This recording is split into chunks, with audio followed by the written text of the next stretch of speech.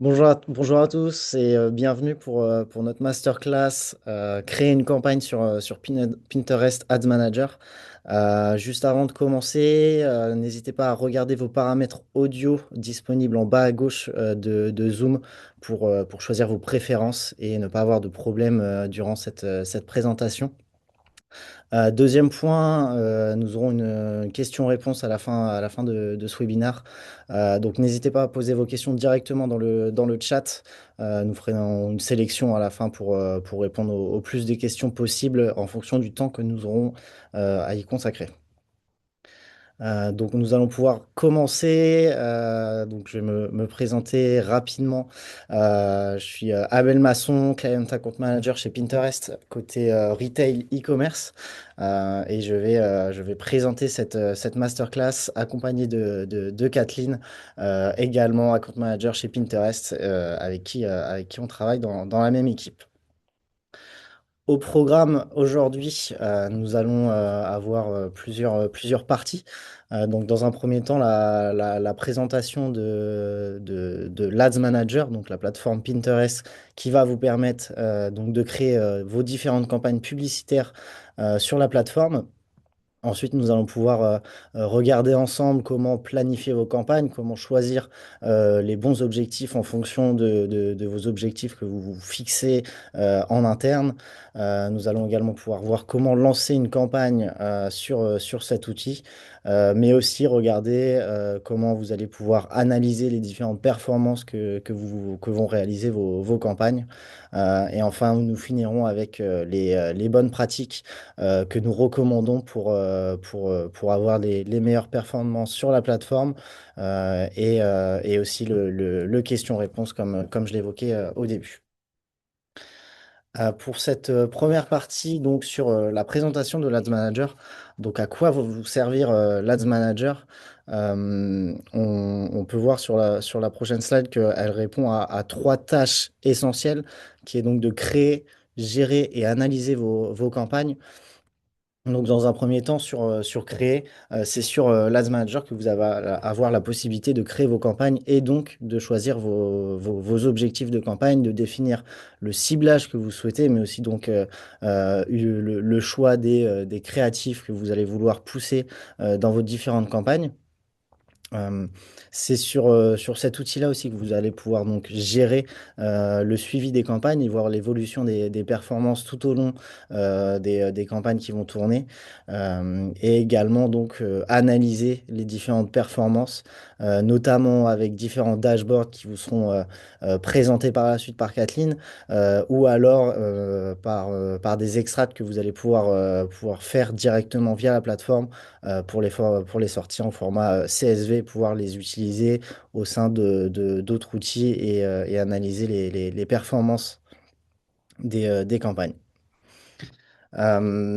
Si vous vous demandez à quoi va ressembler un compte publicitaire et également la structure d'une campagne au sein de la plateforme Pinterest, déjà dans un premier temps, il est important de savoir que pour lancer des campagnes, il vous faut un compte publicitaire.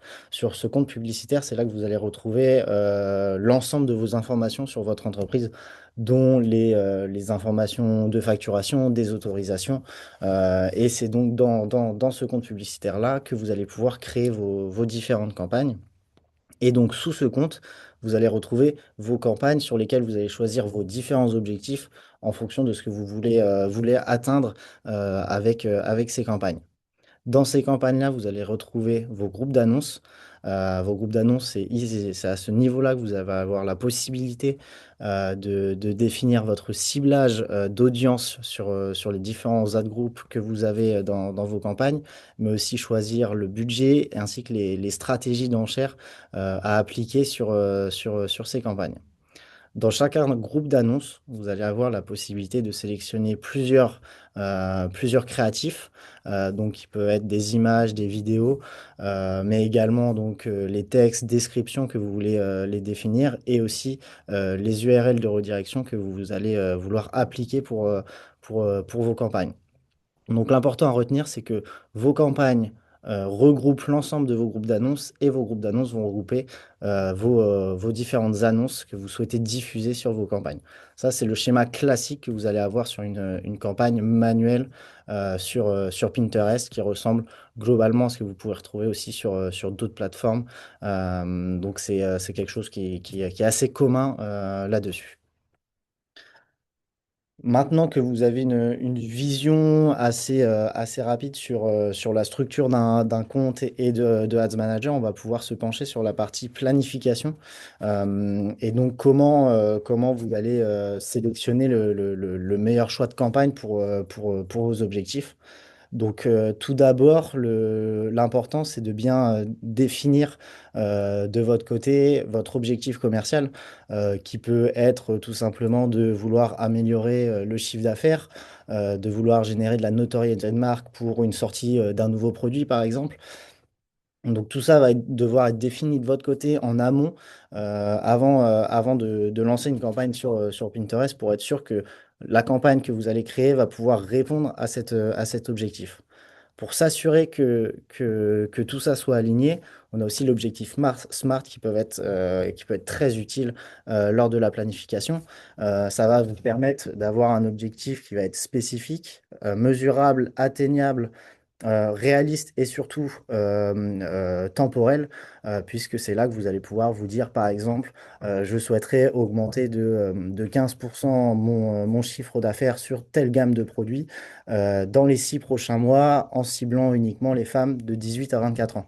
Voilà, ça va vous donner un objectif assez clair et savoir exactement où vous souhaitez vous diriger avec votre campagne. Suite à ça, vous allez avoir du coup le choix de l'objectif de campagne.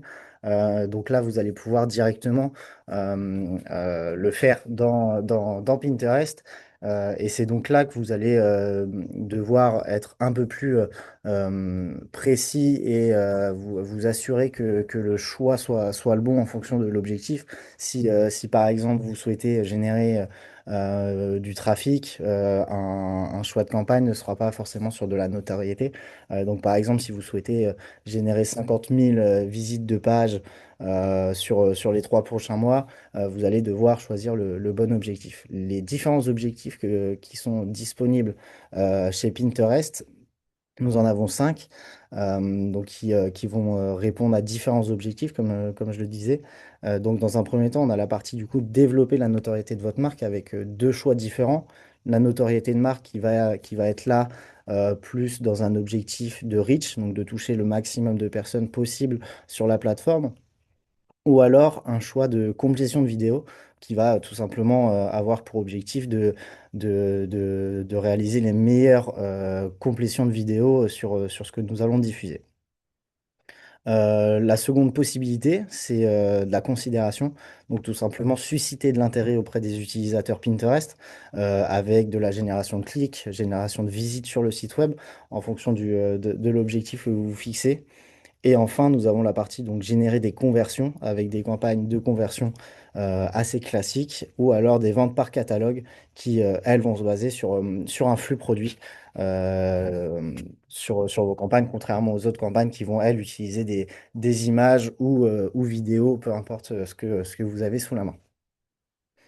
Une fois que votre objectif de campagne est bien défini sur Pinterest, il est très important d'aligner les indicateurs de performance que vous allez pouvoir suivre à ces objectifs, puisque c'est grâce à cela que vous allez pouvoir analyser et savoir si votre campagne est performante ou non.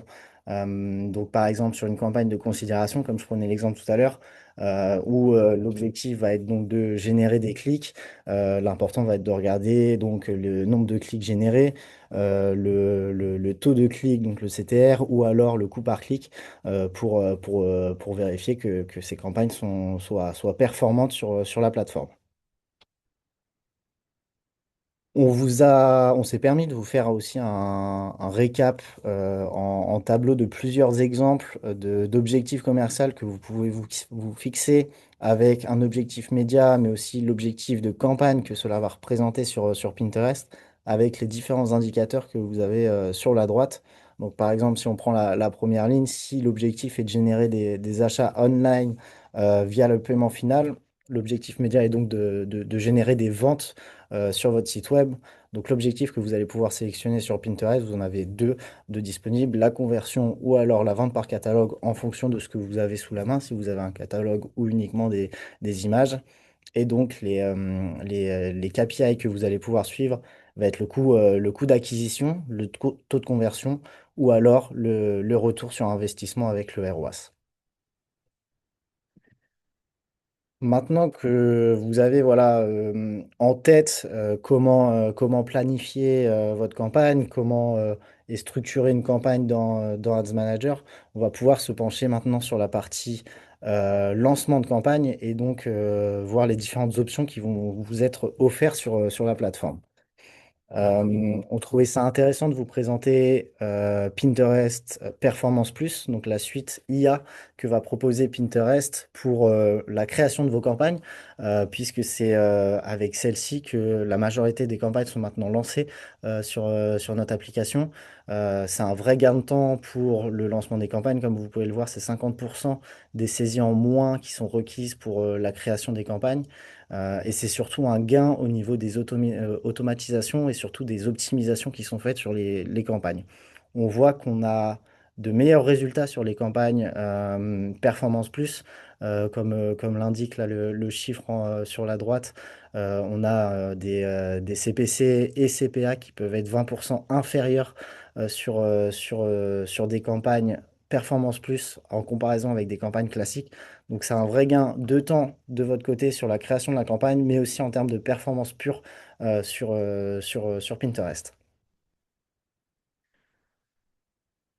Comme je disais, ça peut être c'est un vrai gain de temps pour vous, mais vous gardez tout de même un contrôle important sur la campagne, puisque on a fait la distinction entre ce que vous gardez sous la main à contrôler et à sélectionner sur la plateforme et ce qui va être automatisé par Performance Plus, pardon. Donc ce que vous allez toujours devoir contrôler et sélectionner, ça va être l'objectif de la campagne, comme j'en parlais tout à l'heure, les indicateurs de performance que vous allez pouvoir suivre, le budget total et les dates de diffusion. Les ressources créatives et les messages vont être toujours de votre côté en termes de décisions sur lesquelles vous souhaitez diffuser, ainsi que le ciblage par pays, ainsi que les exclusions que vous voulez appliquer à vos différentes campagnes. Donc c'est intéressant de savoir que tous ces points-là restent sous la main de votre contrôle. Et au niveau des automatisations, ça va être plus sur du coup les enchères en temps réel qui vont être effectuées sur la plateforme, le ciblage d'audience ainsi que les extensions qui peuvent être varier en fonction des utilisateurs que l'IA va pouvoir trouver sur la plateforme. Les optimisations des emplacements sur Pinterest, entre la diffusion sur le home ou le search, c'est les deux emplacements qui vont être disponibles sur la plateforme. Et, euh, et les deux derniers points qui sont la répartition du budget pendant toute la période de diffusion de la campagne, ainsi que la rotation des créas et la génération de formats, puisque Performance Plus peut vous aider à générer des créas et aussi à sélectionner les créatifs les plus performants sur vos campagnes. Concrètement, Performance Plus va vous aider sur quatre points majeurs. Donc, le premier, l'efficacité, comme je le disais précédemment. Vous allez avoir un gain de temps sur l'optimisation ainsi que la création des campagnes de 50%. La prévisibilité, puisque la répartition du budget piloté par l'IA va éviter des mauvaises surprises. Voilà, on ne sait jamais ce qui peut se passer sur des campagnes manuelles. Là, au moins, l'IA va se charger d'avoir une meilleure répartition du budget sur l'ensemble de la campagne. Au niveau de l'évolutivité, voilà, les campagnes vont avoir davantage d'optimisation qui vont être faites automatiquement et donc vous allez avoir moins de temps à consacrer dans le suivi de celles-ci pour que les performances soient meilleures. Ça rejoint le dernier point, donc les performances seront équivalentes, voire supérieures avec P+, contrairement à des interventions manuelles qui prennent un peu plus de temps sur les campagnes. Lorsqu'on parle de performance plus ou P+, comme on peut également l'appeler, ça peut être un peu flou sur quoi va agir cette option. En fait, c'est uniquement sur quatre points qu'elle va pouvoir agir. Donc, tout d'abord, le ciblage.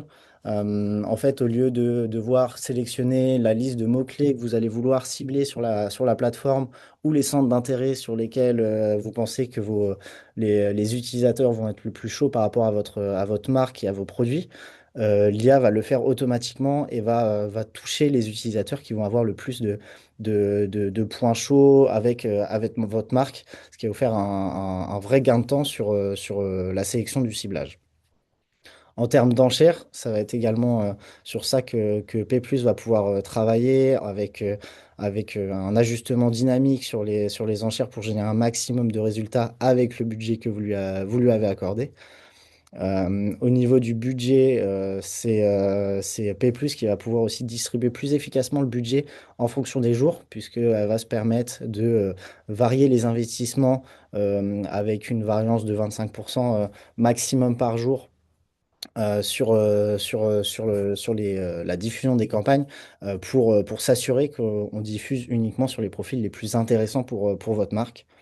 Et enfin, au niveau du contenu, c'est la possibilité que nous donne P+, sur le contenu, puisque sur des annonces shopping, elle peut se permettre de créer des formats adaptés avec des fonds un peu différents, mais également des formats collection, qui est un format Pinterest qui va mélanger une ads avec le flux catalogue et qui va pouvoir donc essayer d'optimiser vos campagnes en ajoutant des créas différentes sur vos campagnes.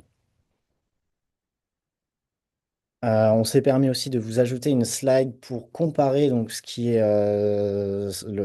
la configuration manuelle d'une campagne avec une configuration Performance Plus. Et comme vous pouvez le voir et comme je le disais depuis tout à l'heure, une campagne Performance Plus est un vrai gain de temps en termes de tâches à faire sur la plateforme. Voilà, vous avez uniquement 4 points à vérifier, à sélectionner sur l'Ads Manager pour créer une campagne Performance Plus, contrairement à la partie manuelle où vous allez devoir donc définir un peu plus précisément votre ciblage, vos optimisations et vos diffusions, ce qui va vous prendre plus de temps lors de la création des campagnes et ce qui ne va pas vous assurer d'avoir des meilleures performances lors de cette campagne. Je vais maintenant passer la main à Kathleen qui va vous faire une démonstration tout simplement de l'Ads Manager pour la création de campagne. Merci Abel et bonjour à tous. Donc après avoir fait le tour des différents éléments relatifs à comment est-ce que je peux prendre en main l'Ads Manager sur Pinterest, l'idée c'est un peu de vous montrer de manière assez concrète comment est-ce que ça se profile. Donc ici on se trouve sur la page de profil du compte Pinterest qui est un peu la page sur laquelle vous allez atterrir quand vous allez ouvrir votre compte. Ici, point important, il faudra bien vous assurer d'avoir un compte professionnel, ce qui vous permettra d'avoir accès par la suite à ce qu'on appelle le Business Manager, qui est le hub qui permettra de rassembler la totalité des informations relatives à votre business et à votre activation. Donc, quand vous vous rendez en haut à gauche de votre compte Pinterest, vous allez avoir accès à une multitude de sections et sous-sections qui vont vous permettre de gérer différents éléments, aussi bien sur la partie payante que la partie organique de votre compte Pinterest. Aujourd'hui, on va se concentrer principalement exclusivement sur la partie gestion et création de campagne, surtout avec un aperçu assez rapide de l'aperçu du compte publicitaire. Donc très simplement, quand vous rendez sur la section Gérer les campagnes, et on va cliquer sur Créer une campagne. Le point ici, c'est que vous allez avoir le choix, comme vous le mentionnez avant, d'avoir une approche qui va être sur de la campagne manuelle, où le point ici, c'est que vous voulez absolument garder la main sur la typologie de campagne et le détail des différents éléments vraiment spécifiques et que vous allez rentrer à la main au fur et à mesure. Aujourd'hui, le principe et le point qui vous a été partagé par Abel, c'est un petit peu de se focus sur la partie automatisation et donc du coup la prise en main et la création d'une campagne très simple via Performance Plus. Donc ici, on prend la décision de typiquement utiliser l'exemple mentionné par Abel qui est de la campagne de trafic, campagne de considération. Donc ici, je vais me permettre de changer le mode de création de ma campagne et passer sur une campagne automatisée. Donc ici, je vais avoir des étapes qui vont être extrêmement rapides. Donc ici, je vois bien ici que j'ai sélectionné la partie considération. Pour précision, pour les personnes qui pourraient se poser la question, Performance Plus n'est disponible en paramétrage de campagne automatisée que sur les campagnes de considération et de conversion. Raison pour laquelle vous n'avez que ces deux options qui sont mentionnées. Donc je clique sur la partie considération et je me rends à la page suivante. Hop, toutes mes excuses, il vous manque juste le bouton en bas. Donc, je me rends à la page suivante. Donc là, directement, je suis orientée vers la sélection et la création de mes épingles. Très gros point de précision ici. Vous avez la possibilité de créer des épingles sur Pinterest qui vont s'afficher, par exemple, sur votre profil et qui seront consultables ad vitam aeternam. Dans le cas où vous ne souhaiteriez créer que des épingles qui vont avoir un temps spécifique et qui ne diffuseront que sur la durée de la campagne, ici, vous allez cliquer sur Créer une épingle. Et ce qui sera important de prendre en compte, c'est de sélectionner épingle publicitaire. Le point important ici, c'est qu'en sélectionnant épingle publicitaire, les épingles que vous allez créer et que vous allez catégoriser de cette manière ne diffuseront pas de manière organique sur votre compte. Elles ne seront disponibles que sur la durée de votre campagne. Donc typiquement, si vous êtes sur une offre promotionnelle avec un temps donné, c'est ce qu'on vous recommandera. Et elle ira se placer sur un tableau qui est un tableau publicitaire qui sera caché, que vous pourrez consulter de manière libre, mais qui ne sera pas visible au grand public sur votre compte Pinterest. Donc, pour la création d'une épingle, ici, on va avoir quelques éléments qui vont être assez importants, qui sont le titre. Enfin, vous pouvez voir que ici, j'ai pris la liberté de faire quelques tests avant pour pouvoir indiquer les différents éléments. Donc, le titre, important, j'ai jusqu'à 90 caractères qui sont disponibles. À garder en tête que ce ne sont pas ces 90 caractères qui seront visibles par défaut. Ce sont uniquement les 40 premiers caractères qui seront visibles et qui seront ensuite troncaturés. Donc, vous avez la possibilité d'un peu adapter le titre que vous voulez mentionner sur votre compte. La description, c'est pareil. Ici, vous allez pouvoir renseigner la description que vous voulez mentionner sur votre épingle. Vous pouvez aller jusqu'à 800 caractères au total, en sachant encore une fois que seuls les 50 premiers seront affichés sur l'épingle par défaut lorsqu'elle remontera et le reste du texte sera consultable lorsque l'utilisateur cliquera sur l'épingle. Un point important ici, n'hésitez surtout pas à renseigner des titres et des descriptions, euh, car c'est ce qui va aider le système aussi à définir et un petit peu mettre en avant des mots-clés que vous aurez pu mentionner sur ces deux parties. Donc, éléments à bien garder en tête et à ne pas comment dire, mettre de côté. Un autre élément ici qui est un élément obligatoire, c'est de créer une URL de redirection. Donc ici, on va partir sur une URL un peu classique qui va être test.com. Donc sur tout ce qui va être un peu le classico-classique de mon titre, ma description et mon lien de destination, voilà les seuls éléments que j'aurai à sélectionner.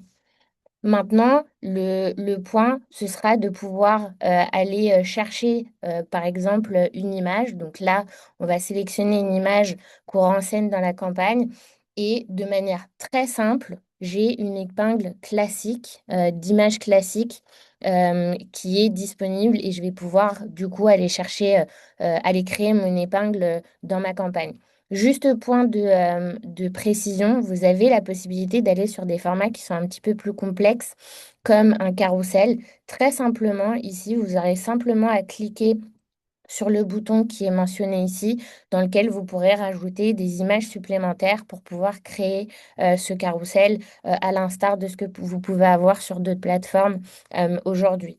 Donc, on va continuer et du coup publier l'épingle qui va du coup se rajouter automatiquement sur mon Ads Manager. Donc voilà, elle est remontée. Ici, de manière très simple, et si ça peut être le cas en fonction des outils externes que vous utilisez, vous avez la possibilité de mentionner un nom d'annonce si vous avez la volonté de suivre, par exemple, comment dire, la performance de votre annonce sur l'Ad Manager en particulier ou sur un outil third party de votre choix que vous pouvez avoir de votre côté. L'URL de destination, c'est celle que j'ai pu mentionner. Vous avez aussi la possibilité du coup d'apposer une URL entre guillemets supplémentaire ou des éléments supplémentaires de suivi comme des UTM par exemple qui sont nécessaires si vous voulez faire encore une fois du suivi sur des outils tiers. Donc, à garder en tête avec une sélection du type d'événement que vous souhaitez spécifiquement suivre via cette URL de suivi. Donc voilà, j'ai créé mon annonce. Si je veux en créer une supplémentaire, je fais le même exercice en créant une épingle supplémentaire ici. Je pense que là, le setup était assez clair, mais encore une fois, si vous avez des questions, n'hésitez pas à les mentionner dans le chat. On y reviendra sur le Q&A de fin. Maintenant, si je vais sur la partie suivante, ici, j'ai le récap de tous les éléments qui sont pris en compte sur la campagne que je souhaite créer. Mais j'ai encore la possibilité d'aller apposer ou en tout cas de faire quelques modifications légères comme le nom de ma campagne ici en cliquant sur le crayon. Euh, Ici, avoir, comment dire, un changement sur l'optimisation de ma campagne parce que finalement, je ne souhaite plus être sur de la considération, mais de la conversion, pardon. Ici, sur de la restriction d'âge, point à bien garder en tête. Lorsque l'on passe par Performance Plus, j'ai la possibilité de rajouter un minimum de restrictions sur deux niveaux qui sont par exemple aller cibler des personnes de 18 ans et plus ou 21 ans et plus en fonction de ce que vous souhaitez faire. Il n'y aura pas de catégorisation de tranches d'âge plus spécifique, en tout cas via P+. Le principe, c'est de laisser la place à l'algo et de faire l'arbitrage de est-ce que mon épingle est pertinente pour l'utilisateur dans son parcours sur la plateforme et dans ce qui l'intéresse et ce qu'il a pu identifier. Mais bien sûr, vous gardez la main sur les différents lieux que vous voulez aller cibler, si c'est la France ou des lieux un peu plus spécifiques. De la même manière, ici, comme le mentionnait Abel au départ, je garde la main pour pouvoir définir un petit peu un niveau, par exemple, de budget. Donc, j'ai la possibilité d'indiquer que je veux être sur un budget quotidien. On a des éléments qui sont un petit peu mentionnés par défaut, mais je peux saisir moi-même le budget qui m'intéresse. De la même manière, si je ne veux pas être sur un budget quotidien, je peux aussi décider de diffuser sur une période déterminée et donc du coup de sélectionner le nombre de jours que je souhaite appliquer sur la diffusion de ma campagne de manière très simple et ensuite enregistrer les modifications. Hop, on va rester sur du continu. Et enfin, dernier élément qui est des plus simples, de sélectionner si au moment de la publication de ma campagne, je veux qu'elle soit active ou je veux pouvoir y revenir par la suite et je la mets en pause. Ici, on ne pourra pas publier la campagne parce que, et ça c'est un point à garder en tête, vous ne pourrez pas publier de campagne de manière logique si vous n'avez pas de configuration de la facturation. Donc ici, très simplement, si vous avez déjà fait le paramétrage de la campagne mais que la facturation manque, pas de souci, vous n'aurez pas, comment dire, à supprimer tous les efforts de paramétrage que vous aurez mis en place.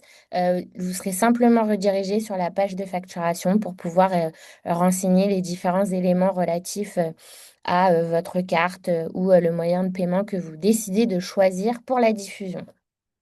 Donc voilà, on a fait le tour sur ce qui était disponible et comment créer une campagne sur Pinterest. Ici, le point, c'est un peu de se dire, une fois que la campagne est créée, comment est-ce que je peux analyser mes performances de manière assez efficace. On est sur des éléments qui sont assez clairs et assez simples dans la prise en main. Donc ici, typiquement, on peut avoir déjà de l'analyse en post-campagne, où l'idée ici est d'avoir accès à un tableau de bord que vous avez sur Pinterest qui vous permet de pouvoir suivre les indicateurs importants relatifs aux campagnes que vous avez diffusées. Typiquement, je me dis... je veux diffuser une campagne sur les tenues d'été. Je vais pouvoir identifier qu'elle a diffusé sur 5000 conversions, alors qu'une autre typologie de campagne autour des idées recettes a eu des performances qui étaient plus basses. Un autre élément de gestion que vous allez pouvoir avoir de votre côté, ça va être le gestionnaire de campagne de manière très large, qui permettra d'avoir une vue très simple sur comment se comportent vos campagnes au moment de l'activation, donc pendant qu'elles sont en train de tourner, et pouvoir arbitrer aussi, vous, de votre côté, si typiquement vous voulez rajouter du budget sur une campagne qui a l'air de performer beaucoup plus que ce à quoi vous vous attendiez, ou comment dire, insister un petit peu plus sur une autre campagne par rapport à une sur laquelle vous pensiez avoir, comment dire, un trafic qui serait plus important, mais qui performe, elle, un peu moins que ce qui était attendu. Et donc, du coup, à minima, comment dire, garder la main sur la possibilité d'identifier très simplement ce qui fonctionne et ce qui ne fonctionne pas, et faire vos arbitrages en fonction.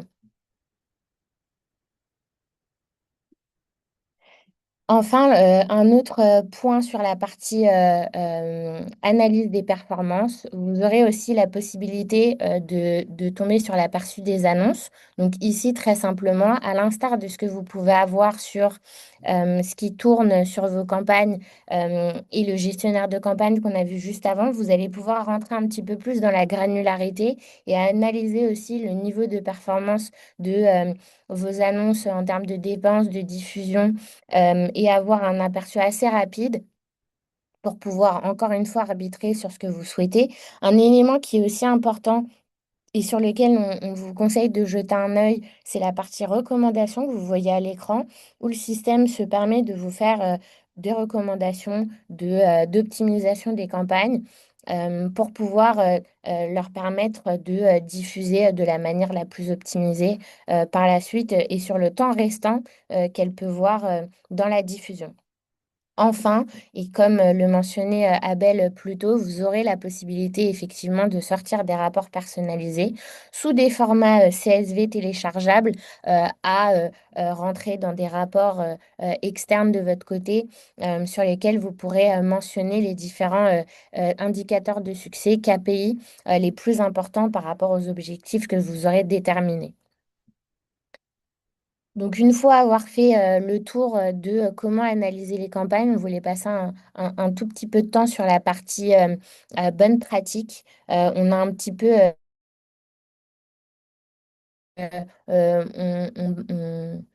on passe un petit peu de temps pour pouvoir nous assurer et vous assurer d'avoir une expérience la plus agréable possible sur la plateforme. Donc le conseil numéro un, qui est celui qu'on a beaucoup mentionné sur cette session, ça va être l'utilisation de Pinterest Performance Plus. Donc très simplement, ici, on veut pouvoir laisser la main à l'algo pour pouvoir avoir un ciblage qui est flexible parce que quelquefois de par des biais de ce qu'on pense être l'audience de notre business, on peut avoir soit du surciblage, soit des ciblages qui pourraient tomber un petit peu à côté parce que les tendances changent, les utilisateurs évoluent. Donc, Pinterest Performance Plus a la possibilité de s'adapter, ce qui pourrait être un petit peu plus chronophage sur une optimisation en manuel. Et le deuxième point, ce serait sur une consolidation des budgets, où là, encore une fois, le sujet est de laisser la place à l'algo de faire varier le budget tout en restant sur les critères que vous lui avez mentionnés au départ. Conseil numéro 2, ici, le point principal, c'est que sur Pinterest, le contenu et le nouveau ciblage, comme je vous le mentionnais avant, il est important de renseigner un titre, renseigner une description, car c'est ce qui va donner la possibilité à l'algorithme de comprendre ce qui fonctionne et ce qui sera performant et ce qui s'appliquera au mieux et apposera au plus aux différentes requêtes des utilisateurs sur la plateforme. Donc, un point d'attention et un temps qui doit être donné sur la création d'épingles sur Pinterest, c'est vraiment ce contenu, aussi bien l'image que, encore une fois, les titres et les descriptions qui sont mentionnés, mais aussi dans le cas où vous utilisez par exemple un flux shopping, de faire ce travail de description de la matière par exemple ou du style en fonction de ce qui pourrait être assez parlant à un utilisateur et du coup donner les signaux importants à l'algorithme sans avoir à passer par du mot-clé spécifique dans le ciblage ou du centre d'intérêt. Point important, c'est que cette stratégie de contenu nouveau ciblage, elle s'applique à tous les objectifs. Donc, qu'on soit sur du très très haut de funnel ou du bas de funnel, on sera sur la même logique.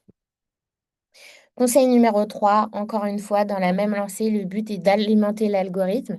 Donc ici, premier point, c'est important du coup de vous assurer que vous avez des balises qui sont mises sur vos sites et qui permettent de capturer les événements, par exemple, de conversion qui sont spécifiques.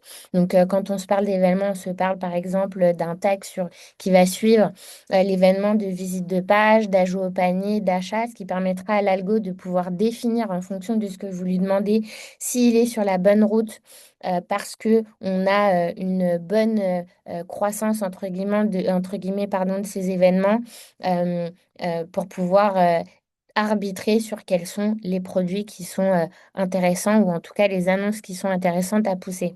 Deuxième point qui sera le flux de données qui doit être de haute qualité afin que l'IA puisse s'en servir. Je sais que euh, c'est un peu plus compliqué quelquefois de rentrer dans un niveau de détail parce que ça requiert du temps. Après, ce qu'il faut garder en tête, c'est que au plus je vais donner d'informations au système, au plus il sera capable de prendre la main et d'éviter des nécessités d'ajustement par la suite. Donc encore une fois, on part sur du détail sur les données que on met sur la plateforme et numéro 2, la qualité qui est entre guillemets non négociable pour avoir un système qui va bien fonctionner. Conseil numéro 4, ça va être aussi d'adapter vos objectifs grâce aux solutions de mesure. Donc un point important, et ça, si vous avez besoin d'informations supplémentaires, n'hésitez pas à vous rapprocher soit de vos contacts Pinterest, soit des équipes de support. Le principe, c'est que vous allez avoir accès à une multitude de sources de mesures en partant par du brand lift sur du haut de funnel jusqu'à des analyses d'aide de construction de rapports pour faire remonter dans des marketing mix modèles. Donc ici, le principe, c'est que tout en ayant une activation sur la plateforme, vous avez la possibilité d'avoir une latitude supplémentaire en allant chercher ce type d'études qui sont à disposition en fonction des différents formats que vous avez activés sur la plateforme, comme pour aller du coup chercher de l'acquisition de nouveaux clients et aller faire des analyses pour voir comment est-ce que vos différents formats ont pu impacter cet objectif de votre côté. Donc ici, si on fait un petit peu un récapitulatif des quatre grandes étapes pardon, à suivre quand vous activez sur Pinterest, on part sur l'étape 1 qui est vraiment de commencer avec la mise en place et la définition des indicateurs de performance clés de votre côté qui permettront de faire l'analyse la plus proche de la réalité possible, de soigner la saisie des données. Donc, vous devez, comment dire, alimenter l'algo afin de lui donner toutes les chances possibles.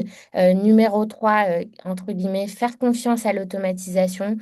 Ici, le principe de l'automatisation, c'est un peu de couper avec ce qui est manuel et redondant pour vous donner de la latitude en termes comment dire, de stratégie, pardon, sur vos campagnes. Et le dernier point, c'est vraiment avoir la possibilité d'analyser les résultats, analyser les performances de vos campagnes pour pouvoir vous permettre d'avoir un développement dans le futur qui sera au plus proche et au plus optimisé de ce que vous souhaitez faire. Donc voilà, on a fait un peu le tour. Là, on va commencer pour le Q&A, répondre aux quelques questions qu'on a pu avoir de notre côté. Ici, juste un point de demande de notre côté, n'hésitez surtout pas aussi à scanner le QR code. Ça nous permettra aussi d'avoir un petit peu de feedback sur la session que vous avez eue aujourd'hui pour nous assurer de pouvoir vous accompagner par la suite de la manière la plus efficace. Donc voilà, merci beaucoup. Et on va se tourner vers les questions qu'on a eues dans le chat. Je te laisse commencer, Abel, si tu le souhaites. Ouais, je vais prendre la main sur la première question. Donc, on en a eu plusieurs. Je ne sais pas si on aura le temps de passer sur l'ensemble des questions. La première, une campagne est validée au bout de combien de temps? Les résultats également, comment sait-on si elle est bien ou mauvaise? Donc au niveau du lancement de la campagne, en fonction de la campagne qui est créée avec P+, avec un flux catalogue, c'est la campagne qui va prendre potentiellement le plus de temps à être activée. Ça sera max 24 à 48 heures pour voir des premières diffusions sur cette campagne-là. Donc oui, en gros, 48 heures maximum, c'est vraiment le max pour voir des premiers spends sur votre campagne. Et pour savoir si celle-ci est performante ou non, ça rejoint un peu ce qu'on disait tout à l'heure, ça va être en fonction des KPI que vous êtes fixés et des indicateurs de performance que vous allez suivre pour répondre à votre objectif. Donc, en fonction de ça, vous allez voir si ça répond ou non à vos performances. Sur Pinterest, on a un délai de 7 à 14 jours pour l'apprentissage de la campagne, notamment avec Performance Plus. Donc, ne pas hésiter à laisser tourner la campagne sur plusieurs jours pour s'assurer que les performances arrivent à leur top performance comme on pourrait l'avoir sur une campagne qui dure plus longtemps sur d'autres plateformes. Super, moi je vais prendre la question. Est-ce que vous recommandez d'utiliser Performance Plus pour une nouvelle marque et combien de budget alloué pour démarrer et sur combien de temps? Alors, donc, première partie de la question, est-ce qu'on recommande Performance Plus pour une nouvelle marque? Oui, on recommande Performance Plus sur une nouvelle marque. Un point à garder en tête, c'est que Performance Plus va s'appuyer, quoi qu'il arrive, sur les informations que vous lui avez données.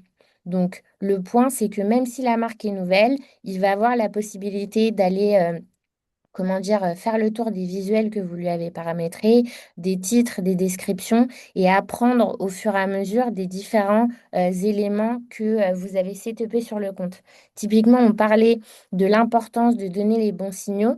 Avoir le tag installé sur votre compte Pinterest, c'est primordial parce que l'algo va pouvoir identifier, de par les événements qui seront remontés de son côté, identifier qu'est-ce qui fonctionne pour vous et qu'est-ce qui fonctionne pour votre marque, même si elle est nouvelle. Et du coup, aller optimiser au fur et à mesure du temps. Deuxième partie de la question était et sur combien de budget alloué pour démarrer, sur combien de temps? Malheureusement, ici, on ne va pas avoir un budget défini en fonction des marques. Encore une fois, ici, le sujet, ça va être que Bien sûr, 100 euros, c'est pas la même chose en fonction du coût de production d'un produit, par exemple A versus un produit B ou un niveau de service. Ici, ça devrait être plutôt à la discrétion de ce que vous pouvez avoir de votre côté. Un élément qui est important et à garder en tête, n'hésitez pas à commencer avec un budget spécifique, attendre 15 jours et ensuite faire varier le budget. Ça permettra à l'algo de bien rentrer dans ce qu'on appelle une période d'apprentissage où le système pourra faire un petit peu le tour de toutes les possibilités dans le budget que vous lui avez donné pour pouvoir aller chercher de la performance. Et au bout de 15 jours, si vous faites varier le budget, il pourra avoir un nouvel indicateur qu'il pourra suivre de manière assez, assez spécifique.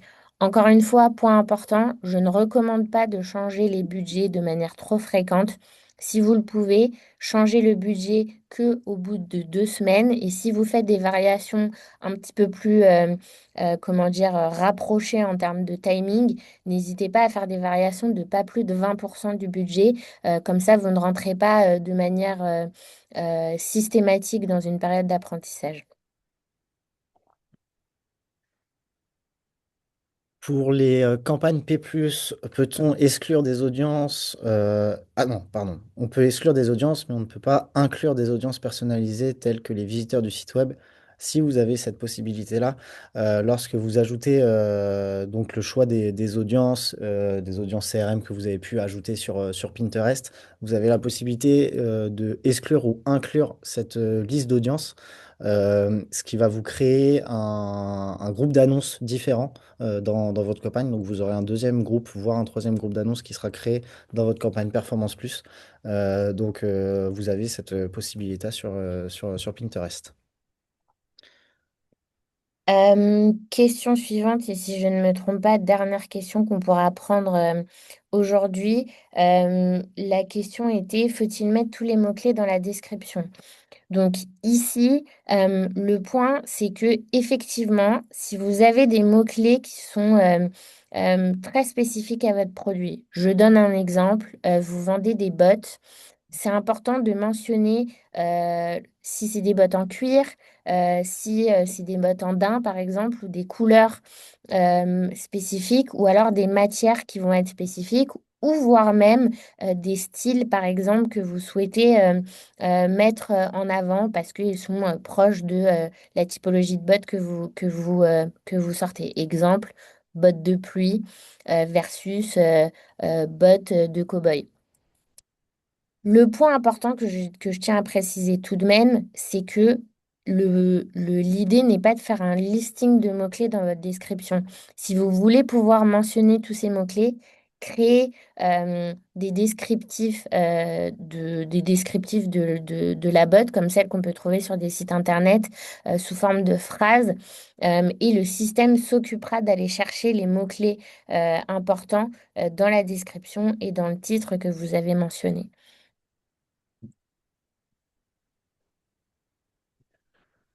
Voilà, malheureusement, on a déjà dépassé le temps qu'on s'était accordé pour cette session. Donc, merci à tous d'avoir participé, d'avoir posé vos questions. Pour celles et ceux qui n'ont pas eu de réponse, vous pouvez nous contacter via LinkedIn pour qu'on puisse y répondre. Voilà.